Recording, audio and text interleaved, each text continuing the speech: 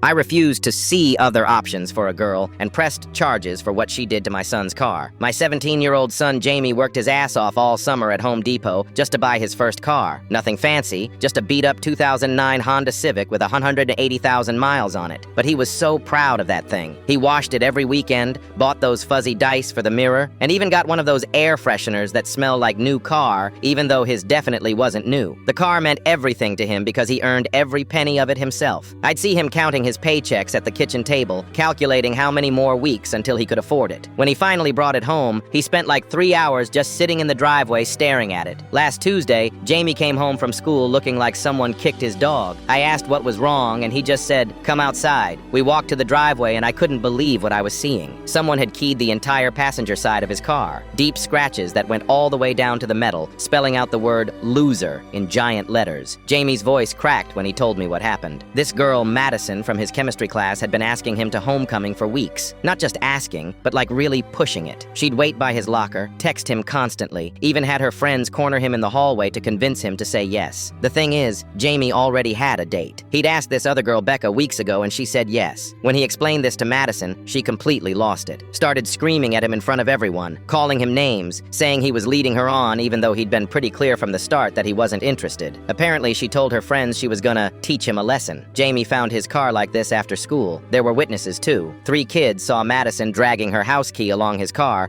while she was waiting for her mom to pick her up. I called Madison's mom that night to discuss how we were going to handle this. The woman's first words were, "Boys will be boys," which made no sense since it was her daughter who did the damage. Then she said Madison was just emotional and that Jamie probably sent mixed signals. I told her the damage would cost at least $800 to fix and that Madison needed to pay for it. She laughed, actually laughed. Said her daughter wasn't paying for anything and that I should see other options instead of trying to ruin a young girl's future over some silly mistake. Silly mistake. $800 worth of damage to a car my son saved for months to buy was a silly mistake. I hung up and called the police. Filed a report that same night. The officer who came out was really nice about it. Said this kind of thing happens more than people think. He took photos of the damage, got the witness statements from the kids who saw it happen, and wrote up the report. Madison's mom called me back the next day screaming about how I was destroying her daughter's life and that I was psychotic for involving the police. Said Madison was a good student, and this would mess up her college applications. I told her she should have thought about that before raising a kid who destroys other people's property when she doesn't get her way. The charges went through. Madison got community service and had to pay restitution for the damage. Her mom kept calling me, begging me to drop it, saying they'd pay for the repairs if I just made it go away. Too late for that. Jamie got his car fixed, and it looks good as new. Better, actually, since they had to repaint that whole side. Madison switched out of his chemistry class and hasn't bothered him since.